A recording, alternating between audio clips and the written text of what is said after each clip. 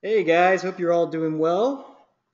Just right before we start, we're going to wait a few minutes just so some more people can log on. So give it a few minutes and we'll start this up.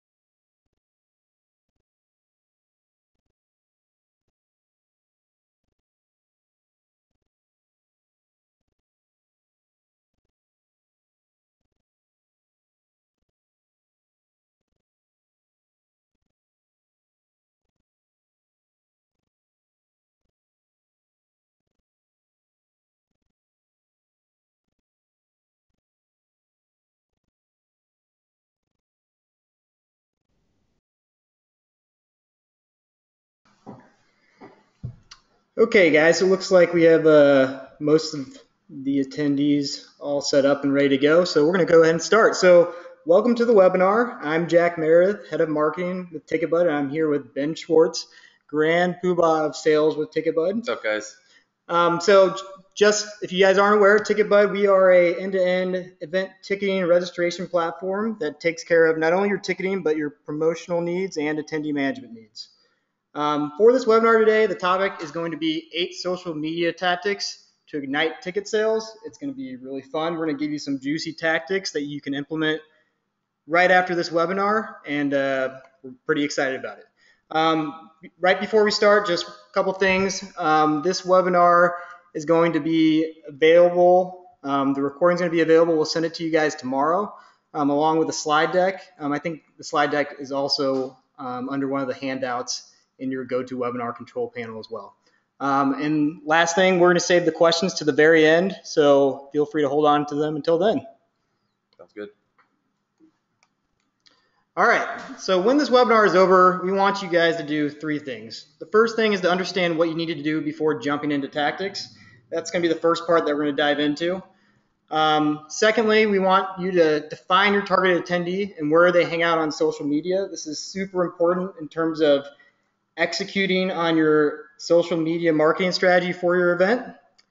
Finally, we want you to do some homework and utilize at least one of these tactics in your event marketing strategy for your next event. And we'd love it if you could email either me or Ben any information on how that tactic went, how that experiment went for you. We don't care if it was a success or a failure. We're all learning here. We just want to learn what you did and see if we can find any other tips that we can share with our customers and other clients. So before we get into the juicy tactics, we got to talk about process. Too often when a bunch of cool tactics are thrown in your face that you could use for any marketing strategy, people tend to try to use all of them at once, and there's not really any strategy in place to execute on those tactics. So without having a strategy in place, tactics are meaningless. You can't just throw a bunch of darts at a dartboard and hope for all of them to stick. With our process that we like to use and that we like for our clients to use at TicketBud is that we like to have a strategy in place to where they understand who their target attendee is, where they're hanging out on the internet, and then a process to where they can run these different marketing campaigns and actually analyze the results to see what works and what doesn't. Yeah. I think one thing, just to tack on to what Jack was saying, I think one thing that we see a lot of that I think everyone's guilty of to a certain extent is, it's your event, so you get really excited about it, and so you just want to jump into it. You've also got 10 other things going on, but you need to have something built out so you know what worked and why it worked, or what didn't work and why it didn't work. So I think kind of what we're trying to help you do is lay a groundwork. If you take these tips that we're about to give you and just start implementing them straight away and don't really think about why you're implementing them, you're not going to get out of this what we are hoping you will get out of it. So the process, while it's the hardest part, it's definitely the most important. Definitely. So to help you visualize this, event marketing is a series of experiments. It's a process. So just like this picture that you see here from Breaking Bad, you're going to want to do a bunch of different experiments. Not making meth, though. Yeah, not making meth. We don't want you to make meth. Event marketing is not making meth. But we want you to run a series of experiments and analyze the results. So that therefore you can actually see what works and what doesn't work. Because the worst thing you can do is throw a bunch of money into a bunch of different social media campaigns and then just do it, wash your hands clean, and then move on to the next thing without actually seeing if that campaign actually worked. If that campaign resulted in people buying more tickets. So this is super important. What isn't event marketing? Event marketing is not 6-year-old kids playing soccer. Nope. If you have any kids that play soccer or you've ever been to a youth soccer game, it's pretty messy at a young age. There's no, tactical strategy in Everyone place. clusters around, just follows the ball wherever it goes. Yeah, it's messy. It's so messy. And so you don't want your event marketing strategy to be messy. I'd actually say if it is messy, then it probably isn't a strategy at all. Would you agree, Ben? Fair point. Okay, awesome.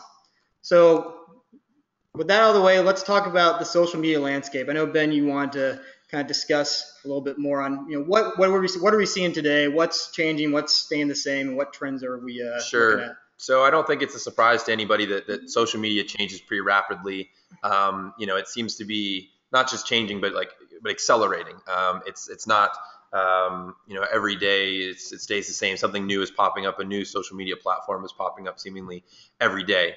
Just to quantify, put a number behind that. 1.6 billion active mobile social accounts. So those are people that are, have logged on, have an account online in some way, shape, or form that pertains to social media. So it's massive, and it's a little intimidating in that respect. Mm-hmm. So not only is it huge, but it's constantly shifting. And so the question becomes, if it's so big and it's such an opportunity, I should surely be able to utilize it and leverage it for my event. And it's not just as simple as casting a net out there and just pulling in a bunch of people that are going to be interested in what you're doing.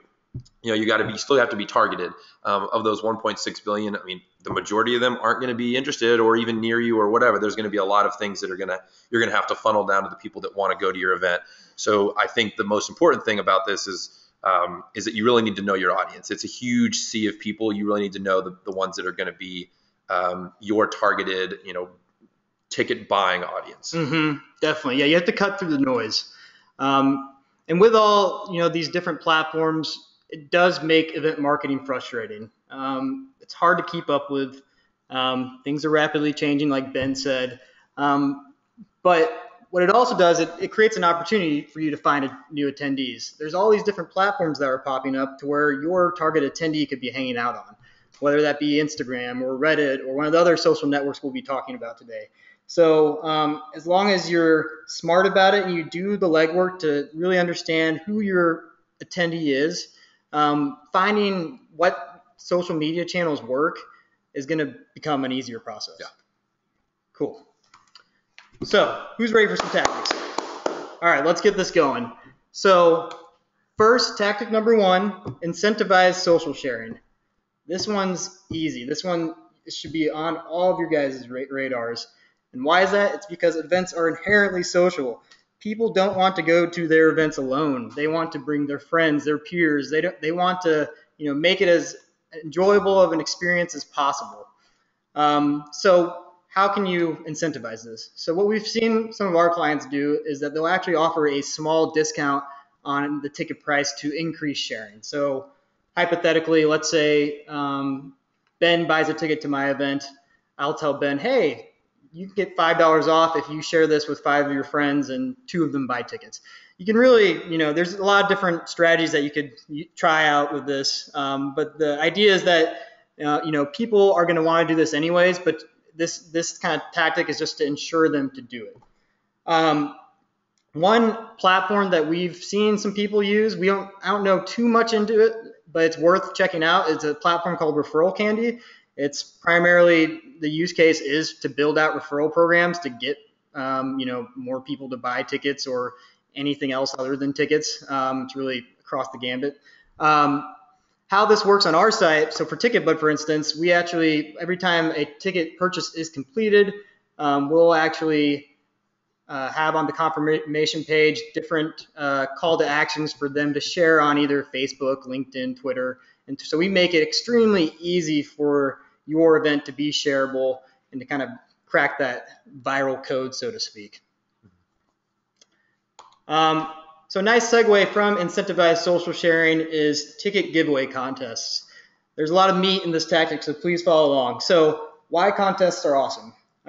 With all the advances in technology, they're really easy to set up. especially with a service that we like called Gleam.io. Gleam is, they have a number of different apps, but what they really excel in is their contest platform. They make setting up contests and executing them super easy online. And we're going to do a deep dive into how that all works on the next couple slides. Next reason why contests are awesome, it plays directly into an event's social element. People usually, a big part of ticket giveaways and contests is that you have to share to the event to get into the contest. So not only are you having that person give their email or any type of identifiable information to enter the contest, but they're also exposing your event to other audiences. That plays into the network effect as well. One final note is that each entry into your contest should be considered a potential ticket buyer. They wouldn't enter your contest to win tickets unless they actually wanted to potentially attend your event. So that's something that you can really leverage down the line after your contest is over through email lists or any social networks that you draw them to. To the right here, it's just an example of a ticket giveaway that's used in the form of a tweet, just to kind of get you guys to visualize how this could potentially look on a social media network. So let's break down Gleam.io's contests. So this is an example of, I think this is a concert that was using Gleam to do a ticket giveaway. So there's a couple things that kind of make up what a good contest looks like. First, you have to have an enticing visual. Most social media channels are moving towards that visual element, so you got to catch the eye. I think this visual is pretty good, pretty obvious what information is supposed to be there, and if I'm interested in this particular band, I can obviously tell that it's this band. Secondly, you want to clear the description on how to enter. This is super important because you don't want to confuse people at this step, and they're going to be kind of befuddled on what to do at this point. You want to make it super clear what are all the steps to enter. Even if you think it's pretty easy, you'd be surprised. An attendee might have no idea what they're doing, so just make this super clear. The next part, which is super awesome that Gleam.io offers this, is that you want to offer incentivized ways to enter. So this is what makes Gleam so cool, is that they make it really easy for you to create these incentivized social ways to enter, either through following your handle on Instagram, or like Facebook or Twitter, signing up for a newsletter. And you can also change the number of entries one gets based on what action they take. So for instance, in this example, signing up for a newsletter gets you 15 entries. And that makes sense in my mind because they're giving you their email. So that allows you to do email marketing towards them at a later point in time. So I understand why that was given more entries. But additionally, all these other social media entries are super important as well, because now you're drawing traffic to your different social media accounts that you can remarket to as well. So that's a great way to kind of enter into your potential attendees' minds and continue to market to them on different channels. And then here's a ticket giveaway in action, just so you guys can really visualize how this all looks. So BlogCon is a conference, and they created a ticket giveaway on a Gleam. And here you'll see that the next step is that Gail, who I guess was a target attendee that they were going after, she enters the giveaway via a tweet. And by her tweeting out about BlogCon, the conference now gains exposure to Gail's Twitter audience. And so if you look at all the different social incentivizations that they set up, incentivizations, I don't even know if that's a word, but anyways, Gail might have also followed them on Instagram, or maybe she posted about the event on Facebook. So that might not even be the only thing that Gail did to expose this conference to a new audience. So just think about if you have, like BlogCon, 54 entries, that's 54 possibilities of people exposing your brand and your event for free. So it's pretty cool when you see how that works and what the opportunity is from that event marketing tactic. And one thing, so a big thing, and this is a theme that I think is going to become pretty apparent if it's not already, but you have sort of a radius, an orbit, if you will, around your event, and that's sort of your sphere of influence. And so the hardest part is to extend beyond that and get your reach out beyond what you normally have accessible to you. And so rather than trying to build some brand outside of what you already have, the whole idea here is to leverage someone else's, and do so in a way that's organic. And I think that's the big benefit of a giveaway, whether you're using Gleam or whether you're doing your own sort of incentive based program, a giveaway, or whatever it is. The idea should be for you to think about how you can leverage somebody else's audience to your benefit.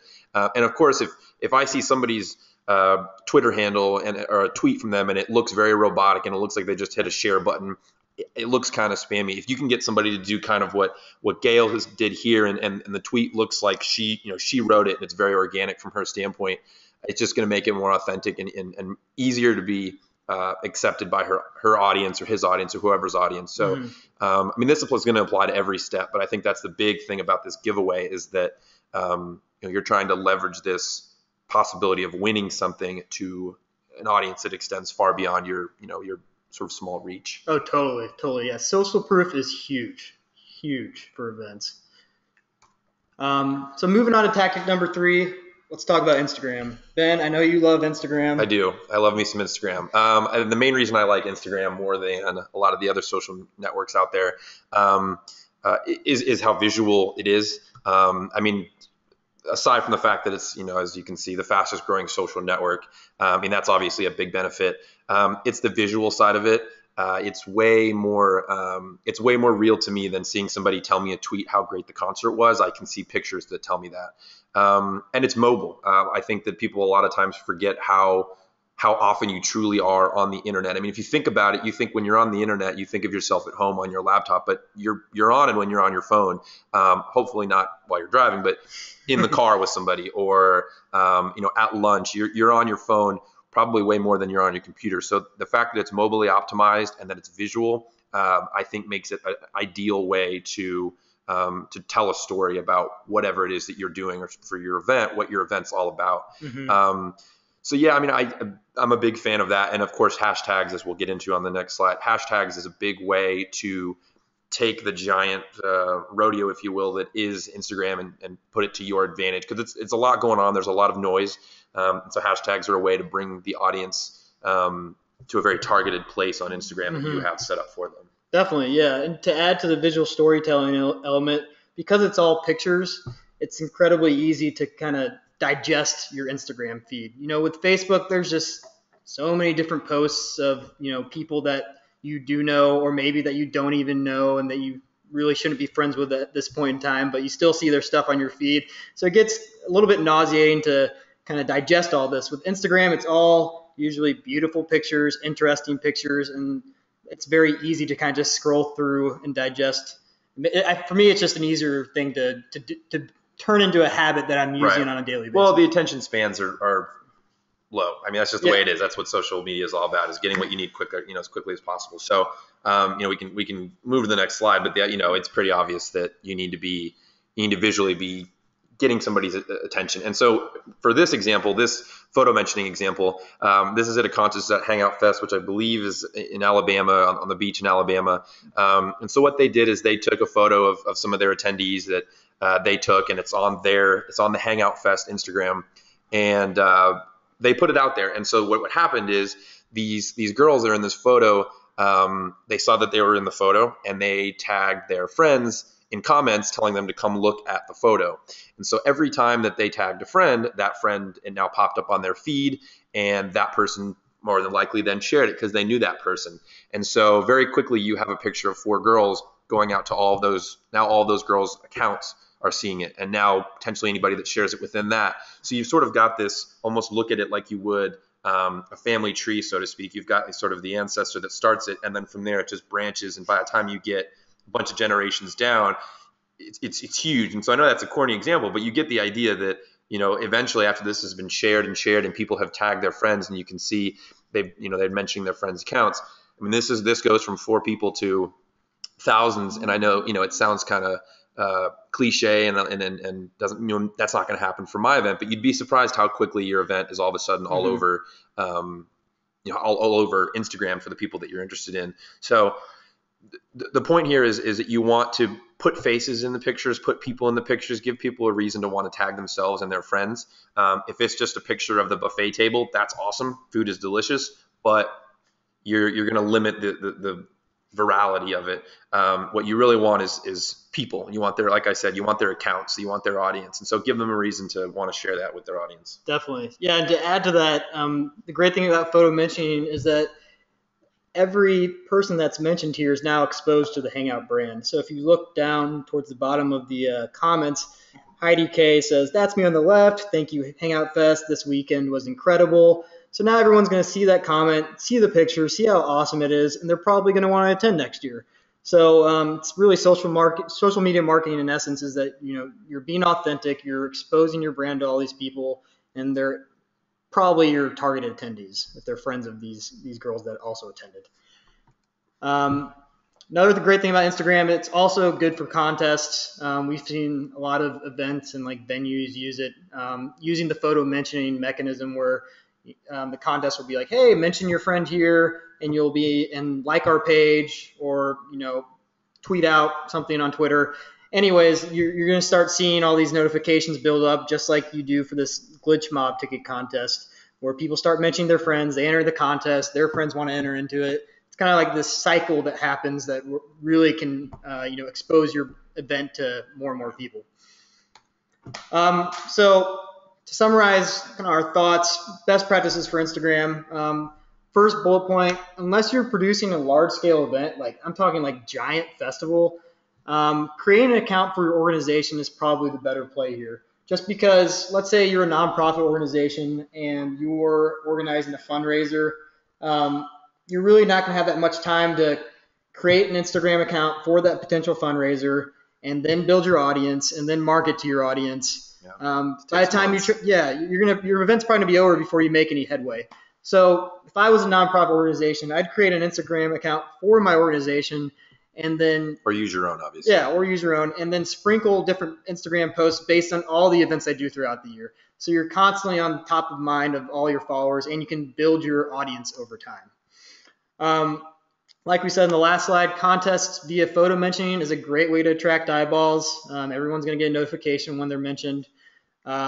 Thirdly, be authentic and creative, not commercial, just like the Hangout photo that you saw before.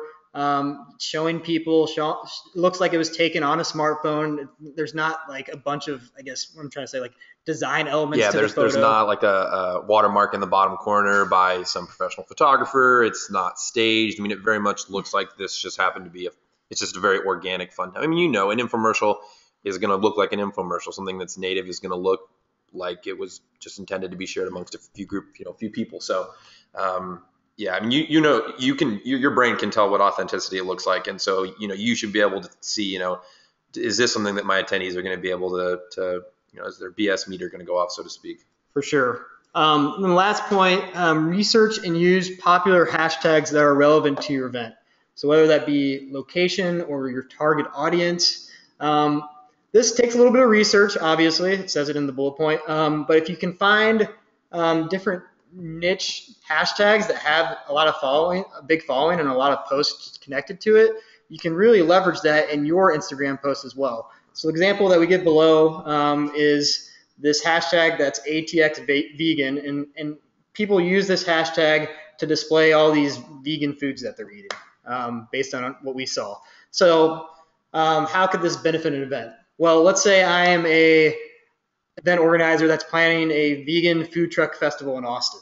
This would be like the perfect hashtag to utilize, because if you were posting pictures with this hashtag, everyone that's following this hashtag is going to see your event, learn more about it, and they're probably going to be interested because it's a very nice match for your target audience and the hashtag that's being used. Mm-hmm. And I think so. In addition to that, so we talk about using somebody else's audience. I mean, using the hashtag ATX vegan is going to get anybody that follows that. So you're going to leverage other events, other people that follow this hashtag. But you do have the option of creating your own hashtag. And so if, for example, hashtag Hangout Fest is going to be a hashtag that only really relates to a single event, the Hangout Fest, for example. ATX vegan is going to get you a whole bunch of other things. And so one thing I want to reiterate here, just underline and underscore, is that whatever hashtag you choose for your event, if you have an event specific hashtag in addition to some other generic ones, the amount of hashtags that we see that are just overly confusing and convoluted and complicated, it was way more than you'd think. So when you create your hashtag on Instagram or on Twitter, wherever you're doing, where you're creating something that is a unique tag to your event, say it out loud to yourself. It sounds like a really simple and basic test, but if you say it out loud and it takes you more than 3 seconds to spit it out, or you can't even remember what it was, how the heck are your attendees going to know and remember? So when you're thinking of a hashtag, abbreviate things, simplify it, condense, shrink everything down. Because if you have if your hashtag is 2015 celebration New Year's Eve party extravaganza, no one's going to tag it, no one's going to remember it. But if you cut it down to something that's very bite-sized, you increase the ability of it to get shared. So just even if you're thinking, well, how is anybody going to know that my event is abbreviated to DOC or whatever the case is, don't worry about that. Just worry about making it bite-sized. So that's just a quick tip, because we see people mess that up pretty often. Definitely. Okay, so tactic number 4, leveraging your speaker's audience. So if your event has speakers, think of your speakers as a great affiliate marketing channel. And it's great because both your interests are aligned. For you want to promote your event. You want to draw more ticket sales, more attendees, means a better event. For your speakers, what they want a large audience to speak to. They want to, increase their clout through whatever type of conference or event they're speaking at. So you're both interests are aligned, and that you both want to have as many people as possible show up to your event. So we're going to be diving into this a little bit here. What you see below is an example of a tweet where Thomas is speaking at this Geeks on a Beach event, and so he's promoting the event on behalf of Geeks on a Beach, and so now he's exposing the event to his own audience on Twitter. So a great way to track your results is by creating referral codes. You can create referral codes on TicketBud, super easy to do. And what you'll want to do is you'll create all these different codes, and then you'll give them out to each speaker. So let's say Scott Oliveris, for instance, you can give him a promo code specifically for him, so that way he can share it, and you can actually see how many tickets are purchased from that, how many people have viewed the event page from that promo code that he's been promoting. And so you can actually understand, what speakers are really drawing in a lot of attendees on your behalf, and you can make marketing decisions based on that information.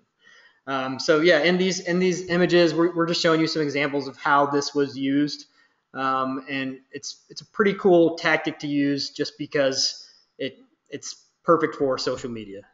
Just because these speakers are usually influential, and so they have big followings that you can really kind of attach to. So making this super easy for them to promote is very important. And the code thing, and the big thing about the codes that I like whenever I'm talking with TicketBud customers or anybody that's using any kind of tracking, is that you want your event to be constantly evolving, and you want to be better than you were the previous event. And so the tracking codes allow you to see how effective your speakers were or your social media was in terms of audience and stuff.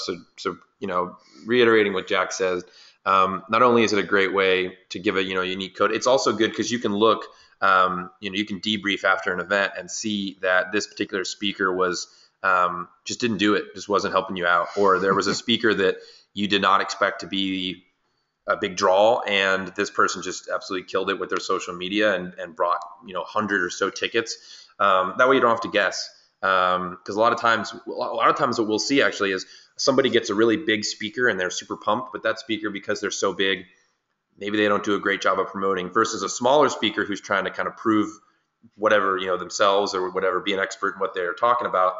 They're promoting to their audience all the time. They're pumped, making your event seem really awesome. And so it seems counterintuitive. You think the bigger guy is going to bring you a bigger audience. It doesn't always work out like that. Tracking codes is a good way to see the numbers behind that. Definitely. And just quickly, even if your event doesn't have speakers, this applies to other things as well. So if you have sponsors, for instance, getting them to, promote your event via social media, same, setup right there. Also, any bands that are performing at your venue or event, another great, thing to latch on to really promote your event to different audiences within their networks. So tactic number 5, gain exposure through Reddit. Reddit. So if you're not aware what Reddit is, Reddit, I guess, can be best described as a large website that has forums for pretty much every topic imaginable. It's a giant online community. It really is an amalgamation of all sorts of things. It's hard to explain. It's a lot of interests, a lot of different people on it, but it's a giant online community, basically. And so they'll share their opinions, different posts that they find on the internet, and then people can comment on these posts and have discussions. A common misconception with Reddit is that the community will destroy any attempt to market to them. I'd say this is a misconception because they destroy the people that market to them in a crappy and lazy way. Spammy, very spammy. Yeah.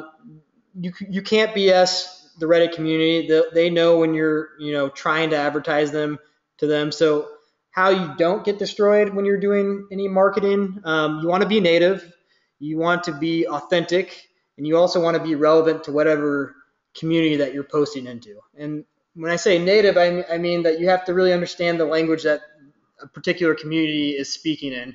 And you don't want to come off as, like Ben said, spammy or just completely irrelevant to what the current conversation is. Mm-hmm. We're going to dive a little bit more into this on the next slide. Well, as we're moving into subreddits, before we get into subreddits, for those that aren't really familiar with how Reddit works, Reddit has seen an incredible increase in popularity in recent years. In fact, a lot of the news that you see on websites like BuzzFeed and things like that started on Reddit. Mm-hmm. There's a lot of, it seems like it is the platform right now to take that funny picture that you took and to make it go viral. It seems like it always starts on Reddit. And so there's a lot of pride behind that. The community is very proud of the fact that you can have very organic discussions, or you can, that something that's going to blow up can originate there. And so for a lot of people, and there are mods or basically administrators that will monitor subreddits, which we'll get into. But the point is that, I guess, and why Jack led with that slide is that because there's a lot of pride, there's a lot of people that love the Reddit community and love what it stands for right now. Anybody that comes in and threatens that, you're going to get a backlash from the community as a whole. But if you're contributing to it, you're going to get a lot of love. And so what we're trying to tell you is obviously how to get love and not people hating on you. But the idea here is that, if you come across as you're trying to, you have a goal of selling tickets, and then there's you're just there for their money, people are going to let you know, and people are going to destroy you. So, but don't let that scare you away from doing it, and we'll explain. But it's true. I mean, you've seen people that post and it's very disingenuous, and people get called out on it. Mm-hmm. On the flip side, we've seen people that'll post on there, and it does wonders for their event because Definitely. People will actively share and actively promote. So The way to do that is through subreddits, and I'll let Jack take the subreddits. Yeah, so subreddit is a sub-community within Reddit focused on a specific topic. So where we've seen events have the most success is posting in their city subreddit. So our example that we'll get into is posted on the Chicago subreddit. So that subreddit is basically all different news and happenings that are going on in Chicago, and people discuss whatever's on top of mind in that city. Another one that you could focus on is if there's any sub-communities specific to your event's theme. So like, let's say you're doing a anime styled convention. There's a couple anime subreddits, I think, that you could probably post into that would fit that type of audience. So it's just really being smart about it and understanding where your attendees are hanging out on Reddit. Use a conversational tone when posting. You want to make 110% sure that's relevant. And please, please, please don't make your post read like an advertisement, because you're going to get hosed pretty quickly. So as an example, we've kind of showed you a good headline versus a bad headline. So a good headline in a post that you make on Reddit would be something along the lines of, anyone ever attend the Oyster Festival happening this weekend?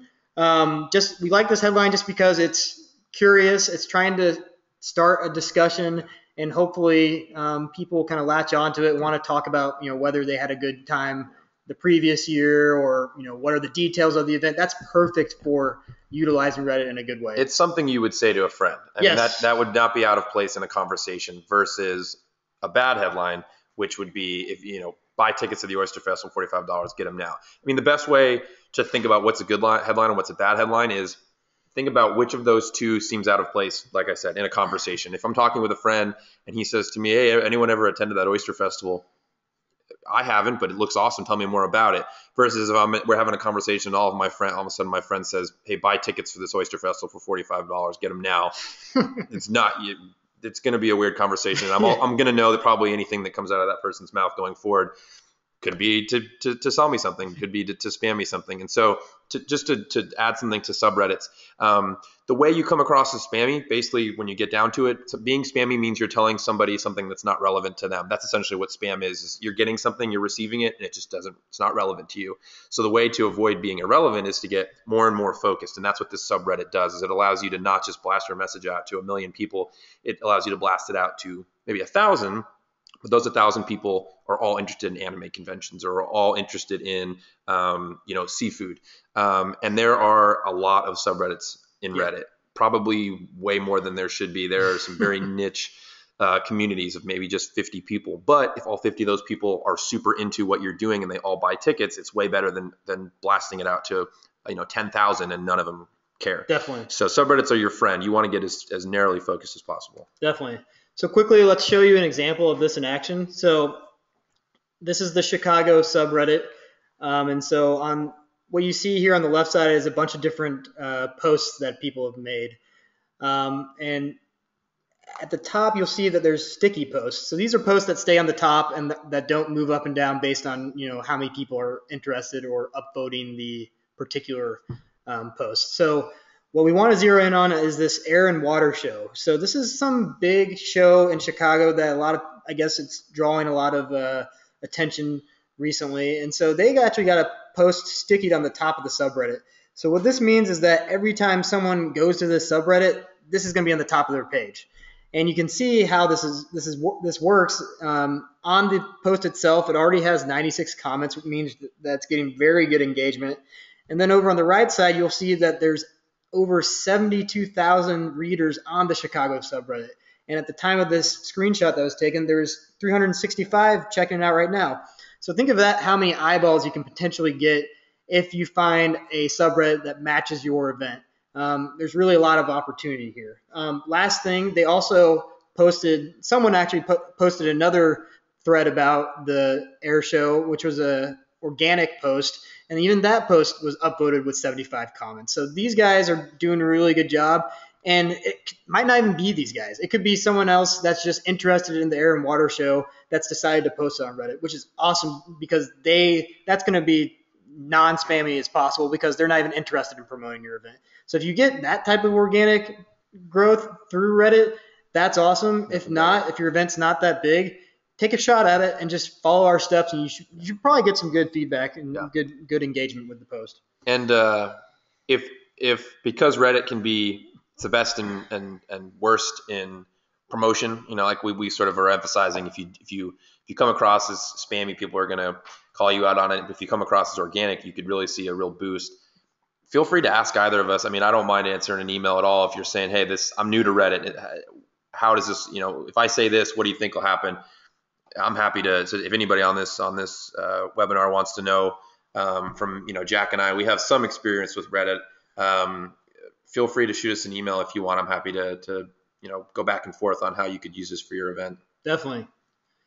Okay, so tactic number 6. We're going to start going through these pretty quick since we're it's like 40 minutes into the webinar. So tactic number 6: repurposing content for long-lasting effects. So this is super easy to do with all the social media presence that you hopefully have for your event. And this is pretty much utilizing any content that was taken at your event and repurposing it to advertise, either next year's event or any upcoming events. So first one is the picture that you see on the right side, which is use photo of attendees in social updates. Super easy, super important to do just because it's showing that social proof that people like to see. These girls are obviously having a great time at this conference, so that's going to be interesting to people. They're going to see that, hey, this conference puts on a good show. I'm going to attend it as well. If we look back at the Hangout Festival Instagram post, same situation there. They just took a photo of their attendees and used it in their updates. Secondly, create a highlight video from previous events. This is another great one. So if you're recording any footage at last year's conference or festival or whatever you were planning, use that content and make a highlight video. Pretty easy to do. There's a lot of freelance people that will do it for you for pretty cheap as well. And that way you can take that content and post it on all your social media channels as well to get people excited about next year's event. Third, get your speakers to upload their slide decks. This is a super good one, especially for those events that have speakers, obviously.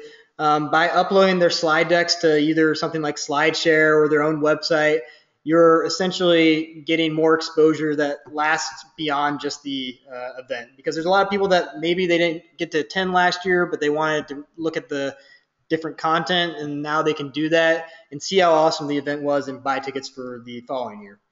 And then finally, using testimonials as social proof. So this is a great one just because, it's coming right from the horse's mouth, right? You're having people say specifically why your event was awesome and why other people should attend. So this is a no-brainer. Use this in your social media marketing as well. Yeah, one last thing. I know we're short on time. The big thing to take away from this is that a lot of people don't realize how many pieces of content they have to share. So a lot of times we'll get organizers that reach out to somebody once and then don't think they can reach out again because they have nothing to say. But every slide deck is something to send in a new email if you want. Every testimonial is something you can expand upon. So you've got way more content than you realize, and make sure you make it easy to share. Definitely. So the last two tactics are going to be focused on paid acquisition. So this is in essence, paying money to advertise via social media. The first one that we're going to talk about, tactic number 7, is Facebook retargeting. So what retargeting is when you serve ads to people who have previously been to your website. In this case, your ticketing website or your event website. So how this works is that a visitor comes to your site. They might browse around, click on a couple pages before leaving. And then what happens is you'll use a retargeting platform like AdRoll to display your ads on sites that they visit later, bringing them back and keeping your event top of mind. So to see this in action, if you've ever been on Facebook or been browsing on different sites, you'll usually see ads from sites that you visited previously. This is how that whole process works. And it seems like it's magic, but it's actually pretty easy for anyone with a little bit of tech savviness to set up on their own. Two types of retargeting ads that we usually see is a direct ticket purchase. So this is an ad that pretty much is like for buying tickets, and by clicking it, the attendee or the potential attendee goes right back to your ticketing page. Most popular choice here, just because by them going to your ticketing website, they've shown that they're at least somewhat interested in buying tickets to your event. Second, not as popular, but still beneficial for specific types of events, are what we like to call demand generation ads. So these are ads that when you click on them, it goes to either like a highlight video or a piece of content or your speaker lineup, pretty much anything that can convince your attendees to buy tickets later down the line. A little tip that we like to have here is that the more money that your event costs to go to, the more time you're probably going to have to spend convincing the attendee to purchase a ticket. So demand generation probably works better in that type of setting. Social media channels that you can use for retargeting. Primarily, we see Facebook retargeting and ads on Twitter. These are two examples that we've pulled out. So pretty much someone will get exposed to these ads after they've visited the ticketing website itself. All right. Finally, tactic number 8, Twitter advertising. This is a great one. So why Twitter advertising is awesome is that their platform is very sexy. It's very easy to use and set up, super intuitive. Secondly, more and more people who have money to spend are using Twitter. So that's why advertising is important, because the people using Twitter can spend money to purchase tickets to your event. Finally, it's still inexpensive to test out because Twitter advertising is still relatively new, and it's very quick to set up a campaign and launch it. If you've ever tried to set up like a marketing campaign on Facebook, sometimes it's not automatically launched. It takes a little time for them to approve all your ads. With Twitter, it's super quick to set up and get going. So what are the targeting options on Twitter, and why are they so helpful for events in particular? So there's a lot of different options that you can use to target specific attendees that you want to go after. The first one is location. Location. This applies to probably 99% of the events, just because a lot of events are very location based. You're usually trying to attract attendees in the general area where your event is located, just because a lot of people don't like traveling long distances. So nailing this down whittles down your potential campaign to a very small targeted user base to go after. Secondly, topical hashtags. These are great as well. So if your event is about, let's say you're throwing like a social media conference, finding different social media hashtags to advertise your event on is super smart, just because those people that are using those hashtags are probably going to be interested in going to your event. So whenever someone's searching that hashtag, your ad's going to show up on the Twitter feed. Third, influencer targeting, another great one. So if you know a bunch of influencers in your city or whatever your theme is, where their followers would probably be interested in going to your event, you can actually target their followers just by simply typing in their name, and Twitter will automatically find them, and you can click to add them to your campaign. So you can see this in the second image below, how easy it is to do. And this is awesome, especially if you know exactly who your audience is and who the influencers in your space are. Finally, device targeting. So this is specifically figuring out what devices you want to target to. So you can either target to desktop only, or you can target to people using Twitter on just their smartphones. A tip that you want to make sure of is that if you are targeting mobile devices like smartphones in your ads, you want to make sure that your ticketing website is mobile responsive. TicketBud, by default, all of our event pages are mobile responsive, so it's going to be very easy for your attendees to click on a Twitter ad and then complete the purchase on their phones. So it's super important to know, because if you send someone to a page that's not responsive at all, they're going to have a very hard time completing the action that you want them to take. Finally, dissecting a Twitter ad, really easy to set up. Two parts that you want to think about is the promoted tweet and the website card. So the promoted tweet is just your typical tweet that's I think 140 characters long. Pretty much you want this tweet to be enticing the attendees to take whatever action that you want to take, which is usually to purchase tickets. The website card is a visual card that helps in the convincing process. So if you look at the example on the far right, we kind of created a fake Twitter card just so you can see it. So this is a nice image overlaid with text and a nice background, so it gets people excited and interested in what the event is about. Another great thing about using the website card is that it takes up more real estate on your Twitter feed. So when you have a Twitter card attached to a tweet, you're gonna get a lot more real estate when people are scrolling through. It's gonna stick out a lot more in their Twitter feed when you do this. If you don't have Photoshop or a designer, we definitely recommend using Canva. You can go to canva.com to build out quick ad creatives or images. It's super easy to do, and it makes it look really professional. And you can do this not only for your ads, but any type of other design work that you want for your event as well. If you just need a simple and quick, easy way to add something to your event that's visual. Finally, you want to run multiple ads to test what works. Twitter makes this really easy to do. Try different headlines, different tweets, and then analyze the results, like we've said, going way back at the beginning of the slideshow. And see what's working, what's not, and then iterate on that, and make sure that you're getting the most bang for your buck. Last thing, triple check that the URL that you're sending them to is correct. Too many times, you'll have ads on Twitter or any social network where the link goes to like a dead page or something that's not working. So just make sure that's right, because you don't want to be wasting money for every click that you're getting. Okay, so 8 tactics. Hopefully they were very juicy, very actionable for you. Last thing, so where to go from here? So here's a quote that we wanted to display. I'll read it out loud for you guys real quick. So brands have to have a deep understanding of their customer base. A marketer cannot deliver the right message to the right customer at the right time if she doesn't know precisely what her customers want and need. So what this goes back to is how important it is to find your target audience, find your target attendee, because you can end up wasting so much time if you are trying to crack the code to a social platform where none of your attendees are actually hanging out. So this is super important for you guys to nail down and focus time on, because it's only going to make your event marketing better in the long run.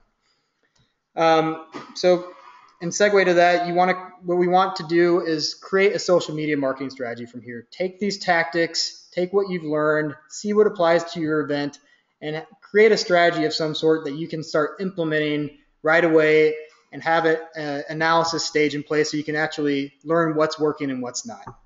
And that pretty much is the third point, which is to test out some of the tactics and analyze the results. And like I said at the beginning of the show, if you do any of these tactics and you see any results, please send them our way. We'd love to help you guys out or even learn any new tactics that you guys have found. So we are 50 minutes into the show. I hope you enjoyed it. We'll spend about 5 minutes here if you guys have any questions. If not, and anything comes up later, at a later point in time, shoot us an email. We'd be happy to discuss any of your tactics that you're using or any of your ticketing needs for that matter. Mm-hmm. Well, quickly, so just to give you a place to shoot an email to, you can email me at ben@ticketbud.com. You can reach Jack at the same setup, jack@ticketbud.com. Happy to answer any questions you guys have. I know it's a lot of, this is a lot of stuff to take in. And I think one thing that'd be really helpful for anybody that wants this kind of conversation, but I'd be happy to take some of the stuff that we just talked about and maybe talk to you more about how it applies to what you specifically are trying to do. So don't be a stranger. And if you do use these tactics, let us know if they worked or if they didn't work, or if they, we can add something to a future slide that can help you out. So yeah, I mean, we would love to hear from you. And like Jack said, thanks everybody for hopping on this webinar. We'll be doing more of these. We'd also like some feedback too. I mean, I'm sure this was far from perfect. So let us know what we can do to improve so that the next time we'll keep it a little bit shorter and make any other changes you guys are looking to see. Definitely. Yeah, thanks for tuning in, guys. And like I said, if any questions come up, we'll be happy to answer them.